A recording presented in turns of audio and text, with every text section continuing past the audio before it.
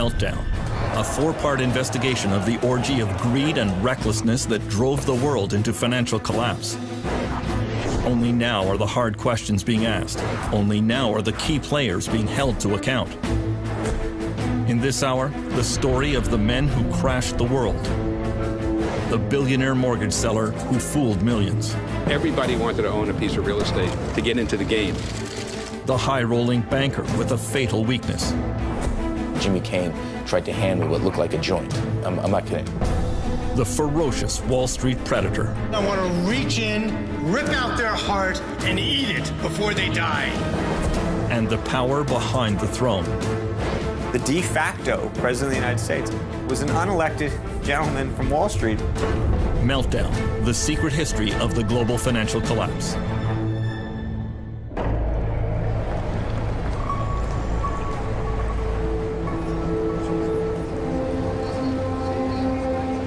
The crash of September 2008 brought the largest bankruptcies in world history, pushed over 30 million people into unemployment, and brought many countries to the edge of insolvency. Wall Street turned back the clock to 1929. The tremendous crowds which you see gathered outside are due to the greatest crash in the history of the New York Stock Exchange. After the Wall Street crash of '29, which led to the Great Depression, the U.S. Congress launched an official investigation. In the senatorial bank investigation as J.P. Morgan arrives to testify. J.P. Morgan was among the business titans to be called to account by the Pecora Commission. Flash photography was introduced to heighten the spectacle.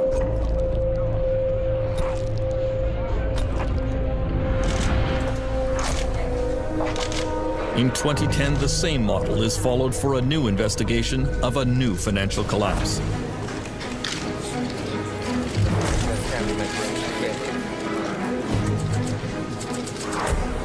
Panel, ladies, photographers, move aside. Former California Treasurer Phil Angelides is chairman of the Financial Crisis Inquiry Commission. I'm honored to welcome you as we start this series of public hearings into the causes of the financial and economic crisis. He has taken sworn testimony from a parade of government and bank officials, trying to get to the bottom of what really caused the 2008 meltdown. The consequences of this financial crisis have been grim also. 27 million Americans who are either out of work, can't find full-time work, or have stopped looking for work. Millions who have lost their homes, and millions more who are in the foreclosure process. Trillions of dollars of wealth loss. I think one of our jobs is to try to rationally explain to people what the heck happened. People want to know. How did it all go so wrong? The key trigger of the 2008 financial meltdown was easy lending in the U.S. housing market. In an era of very low interest rates and reduced bank regulation, there was an astonishing building boom across the United States. In California, banks decided that virtually anyone could qualify for a home loan. Jim Kling has been a real estate agent in San Diego for over 20 years. Really, in 2004 and 2005, if you could fog a mirror, you could get a loan. That's how bad it was. They didn't really know or care about the qualifications of the buyers. And a payment on that. And whether those people could make those payments or not apparently wasn't much of a concern. Bills getting to be more than you can manage? Crossroads Mortgage has a whole range of solutions geared to people just like you. So if you're thinking of buying a home or refinancing? Even if your credit is less than perfect, AmeriQuest can help. Call 1-866. Banks began making what were called subprime loans to people who could ill afford to pay back the money, especially if house prices ever went down. The one man who could have stopped that practice was then U.S. Federal Reserve Chairman Alan Greenspan. For 20 years, the world's most powerful banker. Greenspan was revered in Washington. His power feared even by presidents. The Federal Reserve was the one agency that had the full authority to regulate subprime lending. And despite all the evidence, despite all the yellow and red lights going off, they chose not to. Staff reports. I mean, let me just ask you, would you put this under the category of oops? Should have done it? I mean, my experience has been, in the business I was in, I was right 70% of the time, but I was wrong 30% of the time. And there are an awful lot of mistakes in 21 years. And I would point out that the captain of the Titanic was 99% right and 1% wrong. It's the size of the mistake that matters. We now know that banks and mortgage companies were indulging in all sorts of fraudulent practices to pump up their mortgage business. Many of the loans were extremely complex and the terms hidden from borrowers. There were low teaser rates that would automatically reset to much higher payments after a few months. It was no accident that the most complex mortgages were sold to the least sophisticated buyers, especially in poor and minority neighborhoods like this one in South Central Los Angeles. So as you go about your daily work and your daily business, Congresswoman Maxine Waters has represented the district for 19 years in the U.S. House of Representatives. Information.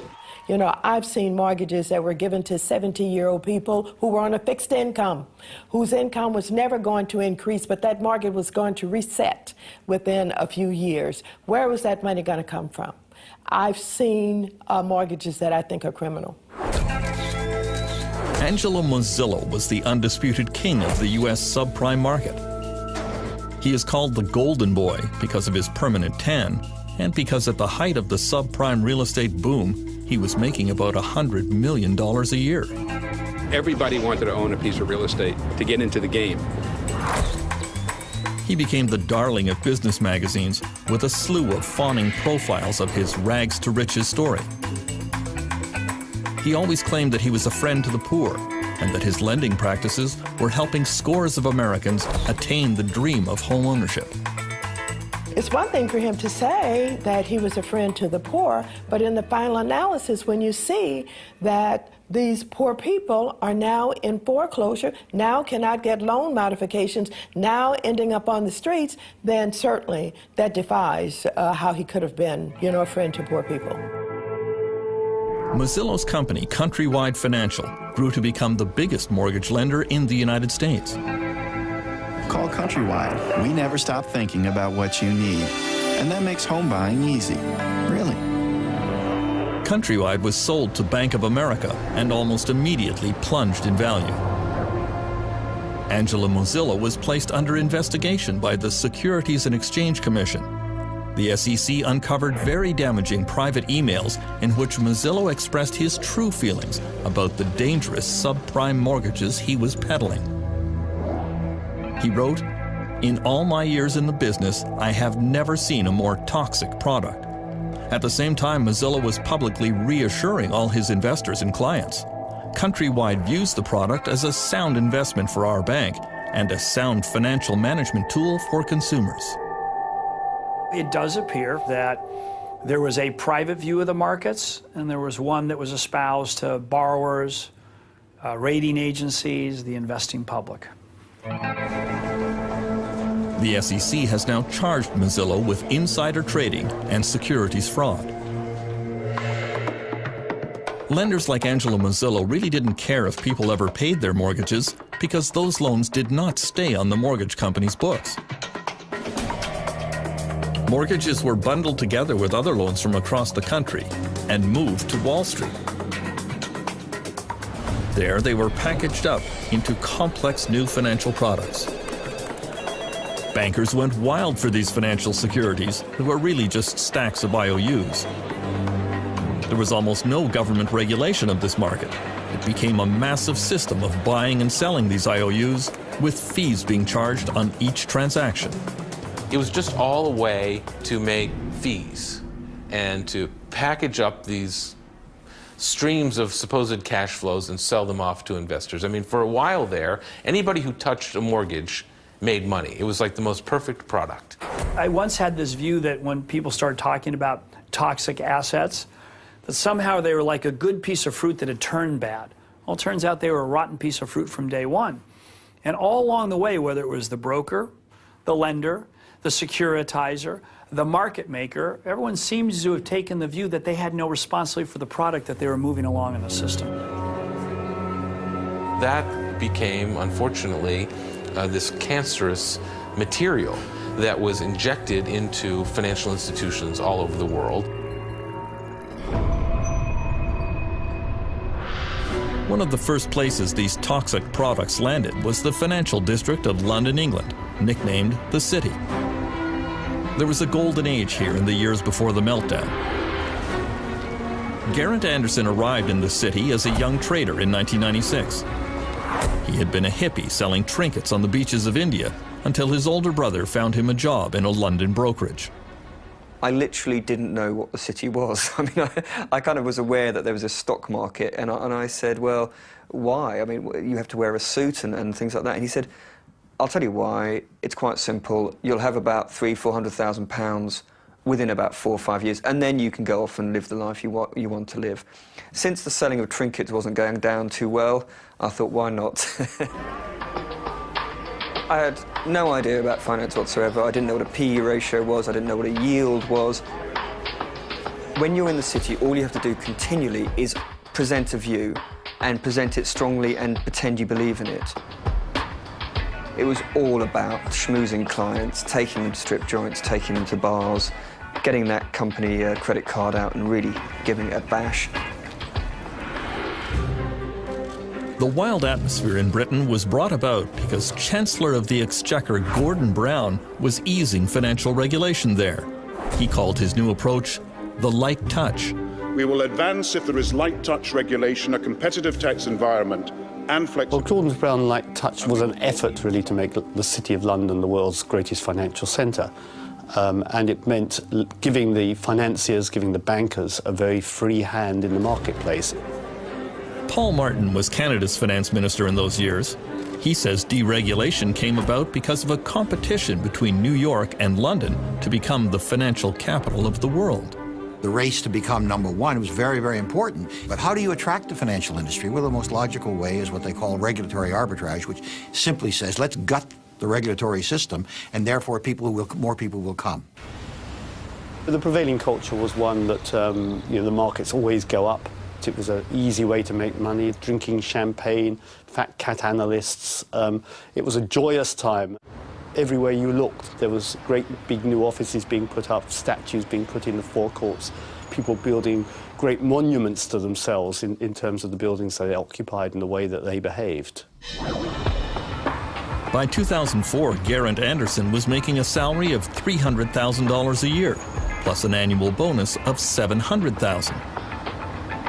He was invited onto business television shows as an analyst. We had profit before tax growth of 9.5%. The whole game is increasing your bonus. You don't go into the city to do the world some good. You go there to make money as quickly as possible. And if that means lying, cheating and stealing, that's what you do. Regulators and politicians are just deemed to be idiots. It's all about we will thrive with light touch regulation. And that, of course, is exactly what Gordon Brown was encouraging as Chancellor of the Exchequer. And interestingly, he calls my precise period in the city the age of irresponsibility. But it was partly to do with the fact he just said, anything goes. And, to me, it's just obvious. The way people were behaving was a rational way of behaving in the context of the bonus system and the lack of regulation. If one country could be the microcosm of everything that went wrong in the years before the meltdown, Iceland is it. It is a place of staggering natural beauty. From its geysers, to its waterfalls, to its famous Blue Lagoon, it is a magnet for tourists. One thing Iceland was never known for was banking and high finance, at least until a few years ago. Iceland was transformed through the ideas of one man, longtime Prime Minister David Oddsson. He decided to shake Iceland out of its social democratic past and remake the country according to his free market principles. He surrounded himself with like-minded admirers. David Oddsson is somebody who fulfills the two criteria that Machiavelli puts up about political leaders. He is cunning as a fox, and he is courageous as a lion. David Oddsson wanted to privatize almost everything touched by government. Iceland's #1 resource industry has always been fishing. Oddsson parceled up the country's fishing grounds and passed them off to big ship owners. On Egil Helgason's popular political TV show, the reaction was disbelief. For many people, this would sound as it's almost surreal. You take the fishing grounds, the fish that swims in the sea, and you give it to a bunch of people who own ships for good. This is the main resource of our country. This was the beginning of what came later. In 2003, Oddsson made his most controversial privatization. Some of the biggest banks in the country were auctioned off in suspicious circumstances. Coincidentally, they ended up in the hands of some of David Oddsson's closest friends. Mr. Oddsson's friends were father and son who came from Russia with some money they had made from shady dealings in the brewery business in St. Petersburg. And suddenly they found themselves to be the owners of the oldest bank in Iceland. These guys didn't know the first thing about banking. In retrospect, they're either greedy criminals or complete fools. The newly privatized Icelandic banks embarked on an orgy of dangerous financial practices. Bankers sold securities back and forth to each other at vast markups that falsely inflated their value. All Icelanders were encouraged to buy a house, or even two. The central bank lowered interest rates, flooding the country with easy credit. As in the United States, this triggered an unprecedented real estate boom. Icelanders living and working abroad came home to take advantage of the wild market. I lived in the UK till 2003, 2004. Then I came home. I bought a flat for 9 million kroner here downtown, almost close to where we are now. 1.5 years later, I sell it for almost 15 million kroner. I'm like, hey, what's going on? I've done nothing to this flat, and here we are, 6 million kroner in my pocket, just for keeping it for 1.5 years. And of course, when you're benefiting from it, you're sort of, okay, well, this is great. There's a saying now, if something is extravagant, oh, this is so 2007, you can't be serious. 2007 is having Elton John in your 50th birthday party, as one of the business tycoons did. People just went too far. People took one loan too many. People bought one car too many. Iceland was not alone in its reckless financial planning during the boom years.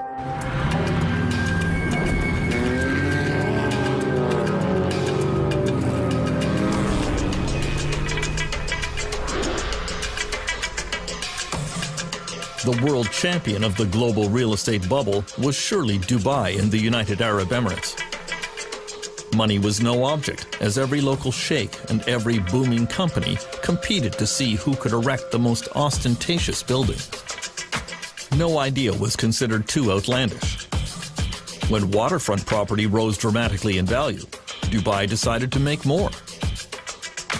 Ships vacuumed sand off the ocean floor to make the famous Palm Islands. On them were built an endless line of luxury condominiums and hotels that were snapped up by wealthy investors from across Europe, Africa, and the Middle East. Canadian Robert Lee went to work for Dubai's leading real estate company 10 years ago. Dubai in its heydays, we used to call the sales center the fish market. It's, you know, people could come and would say, give me an apartment, any apartment, I don't care what, 2 bedrooms, 3 bedrooms, just give me an apartment. Because in a way, people are buying options, because most people are buying things with zero intention of actually living in it. So they're buying coupons to resell it to somebody else. We'd be selling $1 billion worth of real estate in one day. All of this flowed from the vision of one man, Dubai ruler Sheikh Mohammed bin Rashid Al Maktoum. When he saw the first plans for what would become the world's tallest building, the Burj Khalifa, he had only one comment to the developer: make it bigger. I was silly to suggest a 90-story building. and the meeting was very short. He just left. But you know, I've been with him a long time, so I went again to the design studios, and then we put something really marvelous, and his question was, how much higher than anybody else? I said, it's about 40% plus. He said, great. He called me the next day and he said, where are the cranes? Was there no limit to how high Dubai could fly before it got too close to the sun? There was always a nagging sensation that is Dubai going to be like the other cities around the world that has seen the fall? But at the same time, you live here for a few years, you basically buy the story. You drink the Kool-Aid. And you're saying, hey, we must be different.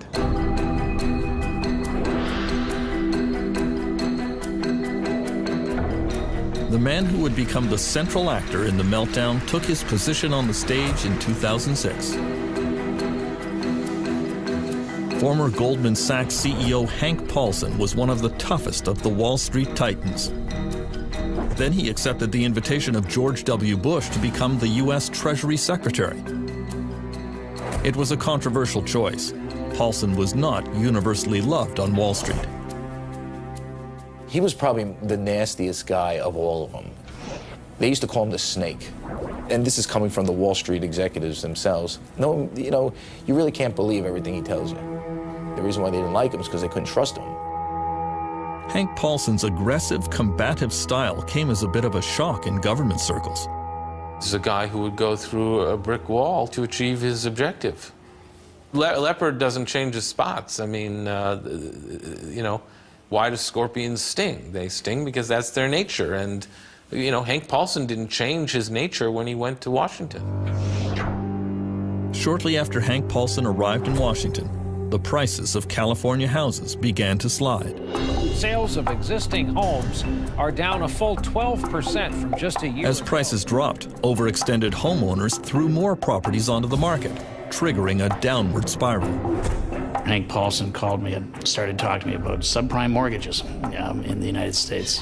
There was a general consensus that there was too much credit and too much money sloshing around globally. We had had discussions about where this excess credit was likely to show itself, and it was showing itself in subprime mortgages in the United States, and that it was a large problem. Although few seem to realize it, the world was now infected with the toxic financial products that depended on the U.S. real estate market. It was inevitable that someone somewhere was going to blow the whistle and question what these financial products were actually worth.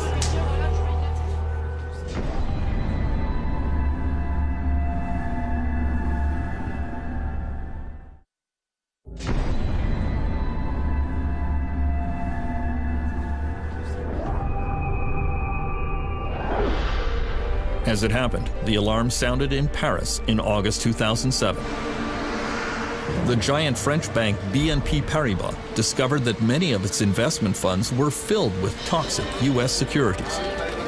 They stopped all withdrawals from those funds.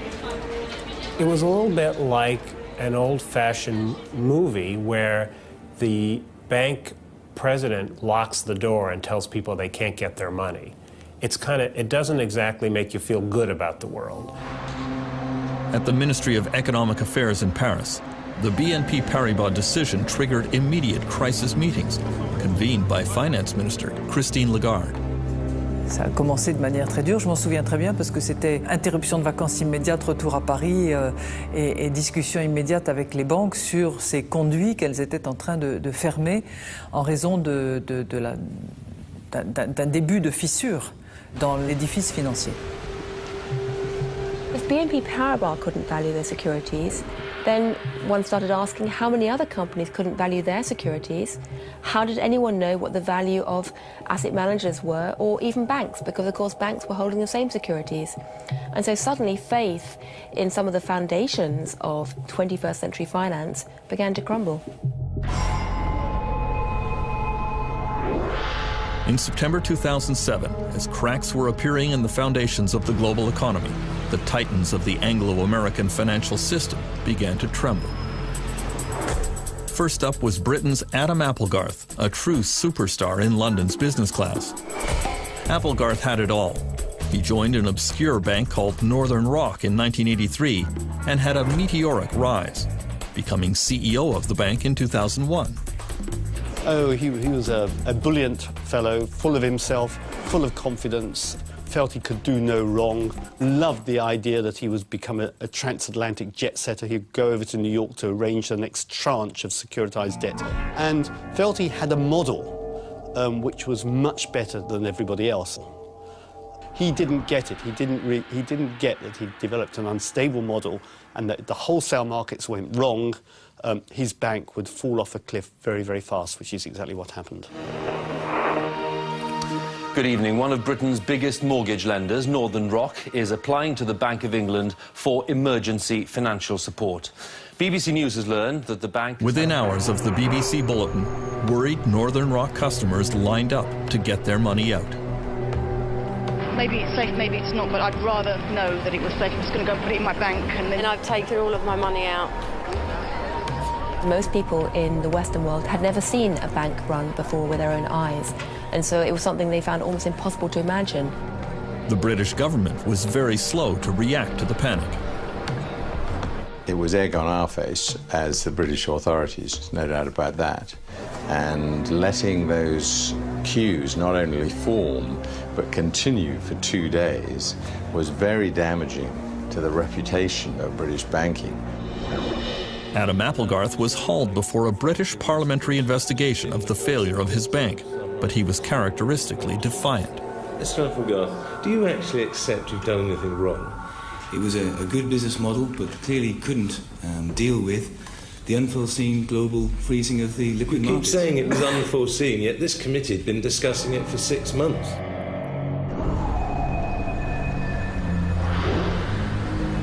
The Northern Rock crisis in Britain could have been taken as a serious warning on Wall Street, but it was not. I think people saw this as that's happening over there, that's not happening here. I think that the sense of interconnectedness was not realized until the very last moment. Through the spring of 2008, U.S. Treasury Secretary Hank Paulson was constantly reassuring his international colleagues that everything was fine with the U.S. economy and that only mild tinkering was required with the global financial system. In private, French Finance Minister Christine Lagarde advised her friend that he was being very foolish. Je lui ai dit, Hank, on voit le tsunami qui nous arrive dessus et tu es sur la plage en train d'hésiter sur la couleur du maillot de bain qu'on va porter. The first major U.S. casualty of the financial crisis came with the dramatic fall of one company and one man, the richest CEO on Wall Street. Jimmy Cain was a legend. He had come up through the ranks to become president and chief executive officer of America's fifth largest investment bank, Bear Stearns. He was famous for his backslapping, hard drinking, and high living style. Jimmy is really out of central casting. I mean, I've described him as an amiable rogue. I mean, he's definitely can be quite charming, definitely can be quite ruthless, has a twinkle in his eye, and I think that combination of ruthlessness and charm, that people get to the top with that combination. Jimmy Cain was a flashy risk-taker in business and in his personal life. In 2007, he was worth over $1 billion, and he wanted everyone to know it. Every Thursday afternoon after the stock market closed, he would board a private helicopter a few blocks from his Manhattan office and fly off to his country house on the Jersey Shore for weekends of bridge and golf. He did have one troubling habit that would come back to haunt him. He used to brag about smoking pot. I'm in the elevator of Bear Stearns, and it was 2004, 2005, and Jimmy Cain tried to hand me what looked like a joint. I'm not kidding. Cain's pot smoking became public at the worst possible time for his firm. In the fall of 2007, Bear Stearns' risky bets on mortgage-backed securities began to go wrong. The firm started to hemorrhage money.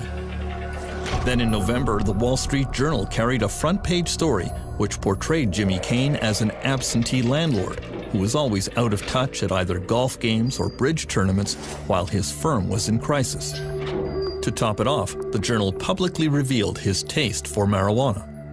Joe Kernan, who's my colleague on CNBC, says, "Hey, Charlie, what do you think about that hatchet job that the Journal just did on Jimmy Cain?" And I don't know why I did this, but I started imitating smoking a joint. Force issue, but also apparently, that whole bit. Little smoke and a little what did he pot say? there. What is it? 2 minutes later, my cell phone rings, and it's Jimmy Cain screaming at me. And he's like, "What are you doing? I don't smoke pot." I said, "Stop it. Stop it." I said, "Listen, who cares? I mean, you're not breaking the, it's kind of a harmless crime. Why don't you just laugh it off?" And I'll never forget what he said to me. He goes, "Yeah." He goes, "Laugh it off. You try to laugh it off. You're not running a company." You know, Jimmy had made a lot of enemies on Wall Street. You know, it's a very competitive Darwinian place. If they smelled, chum in the water, the sharks are going to circle. In January 2008, Jimmy Cain was forced out of the CEO position and became an unpaid chairman of the board at Bear Stearns, but the firm continued a downward slide. It had more exposure to toxic financial products than any other Wall Street firm. Cain had left a ticking time bomb behind him, and it exploded in March 2008. Rumors swept the financial world that Bear Stearns had liquidity problems, trouble raising cash. When Hank Paulson heard the rumors, he told his Washington staff this will be over within days. He knew that Bear's clients would immediately pull their cash out of the bank, causing it to collapse. We have some breaking business news tonight. The storied investment bank Bear Stearns is reportedly close to selling its... Paulson was right. On Sunday, March 16th, Bear Stearns was taken over by rival J.P. Morgan in a deal bankrolled by the U.S. government. Just 1 year earlier, Bear's share price had been a lofty $170. Get this, it's valued at about $2 a share in this deal. $2 a share just last year. People thought it was a typo. Bear stock had traded, what, in the 30s or 40s? Closed in the previous Friday, and so, the idea that it would be worth $2 a share was impossible to fathom. Okay, can I ask you one question? No. Do you think that In May 2010, when Jimmy Cain was summoned before the Financial Crisis Inquiry Commission to account for the collapse of his bank, he seemed to suggest it had nothing to do with him. Cain presented Bear Stearns as a victim of market hysteria. The market's loss of confidence, even though it was unjustified and irrational, became a self-fulfilling prophecy. When I hear a lot of the people who come before us, I'm struck by the extent to which all the fingers point away from themselves. And I'm struck by the extent to which so many people on Wall Street somehow do not draw a correlation between the actions and activities and the risks they were undertaking and the crisis that occurred. Most world investors took exactly the wrong message from the bailout of Bear Stearns, that some banks were now considered too big to fail. The key message that emerged after the Bear Stearns bailout was that no matter what happens, the American government, and in fact it was presumed the European government, will not let a big bank go bust. Perhaps the most reviled figure to appear before the U.S. Congress in the aftermath of the meltdown was former Lehman Brothers CEO Richard Fuld. The 2008 collapse of his bank certainly caused the most damage to the world economy, and it financially ruined millions of Americans who had invested with Lehman. I'm very much aware that one day we had a firm, the next day we did not. At the hearings, Fuld became the prime target for a public that was angry at bankers.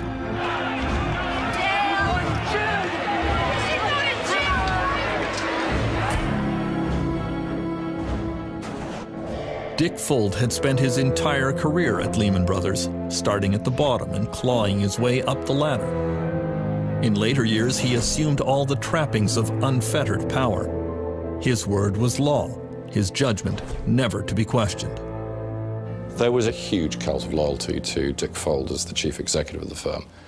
People, on the one hand, admired what Dick Fuld had achieved, but secondly, this was not an organization where you, as a matter of casual incident, decided it was a good idea to disagree with Dick. way he created Lehman Brothers, it was almost a cult of personality. The personality was his personality, which was, it's us against them, we're gonna fight everybody, and we're gonna win. Dick Fuld was determined to intimidate anyone who might cross him. In this internal Lehman UK video, he was angry that some traders were driving down his stock price. But what I really want to do is I want to reach in, rip out their heart, and eat it before they die. I think in the tape there's a sort of nervous laughter in the auditorium. I think that sort of reflects quite a lot about how people within Lehman saw Dick. On the one hand, it sounded at one level amusing, and then you sort of thought to yourself, I suspect if you were in that audience, the really scary thing is he sort of could probably do it. Lehman Brothers entered its death spiral on September 11th, 2008. The stock was plummeting. Dick Fuld was advised that it was time for a fire sale of his corporate assets, but he resisted. Telephone records show that U.S. Treasury Secretary Hank Paulson spoke frequently with Fuld, but he felt his message was not getting through. He was definitely exasperated with Dick Fuld. I think everybody was. He seemed to be unable to recognize the gravity of the situation his firm was in and unable to do the things that were needed. On Friday, September 12th, Hank Paulson decided that it was time for drastic action to save Lehman Brothers, but he did not want to authorize another government bailout. He flew to New York on his private jet and summoned all the Wall Street CEOs to an emergency meeting at the New York Federal Reserve Building. You know, the fire alarms are going off. The tornado siren is going. And so when the chief of police and the chief of the fire department says we need the heads of all the major employers in our town to come together to come up with a plan, you come. At 6 p.m., Hank Paulson started that secret meeting with America's leading bank CEOs. Jamie Dimon of J.P. Morgan, Lloyd Blankfein of Goldman Sachs, John Thain of Merrill Lynch, and John Mack of Morgan Stanley. I began working on a plan. Paulson told them that they all knew why they were there. Without their help, Lehman would not open for business on Monday, and the consequences for everyone sitting around that table would be disastrous. Across town, Dick Fuld was astounded that Hank Paulson had not invited him to the crisis meeting. Here his company is basically being carved up, and he's not allowed to be there. He's calling and they're not returning his calls. Inside Lehman Brothers, there was an air of unreality. The firm had been in existence since 1850. They had survived the Great Depression of the 1930s. They had survived the 9/11 attack that destroyed their offices in the World Trade Center. Surely they could survive this. Tonight, one of the biggest investment firms is in serious trouble. Lehman Brothers with a The Lehman Brothers stock has been plummeting along with confidence in its ability to survive. These people have been through it before. They were going through it again. Do you know what? The rest of the world hates us, but that's okay because we're going to emerge on top here. And I believe that was what was persisting at Lehman Brothers right until midnight on the famous weekend. I don't think anyone really at the senior management believed it was going to happen. On Sunday, the bankers finally came up with a private sector plan to save Lehman Brothers. The company would be divided in two. The solid assets of Lehman would be purchased by Barclays, a British bank. The American bankers agreed to take over the questionable parts of the company. Just as everyone was about to celebrate, word arrived that the British government would not approve the deal. Hank Paulson placed an emergency call to British Chancellor Alistair Darling, but couldn't budge him. I understand Hank Paulson's problem. He had to sort out Lehman's problem, and the conversations we had were very amicable, and we understood each other's position. But I was quite clear. I could not agree to something where the British taxpayer was taking on a liability that people didn't fully understand. Paulson hung up feeling deflated and frustrated. He announced to everyone in the room, "The British screwed us." Objectively, this deal was never going to happen. And the most striking thing about this whole story is how little effort the Americans gave to talking to the British authorities until literally the last minute. Paulson knew Lehman's failure would bring financial catastrophe. Millions of people around the world would lose their savings and pensions.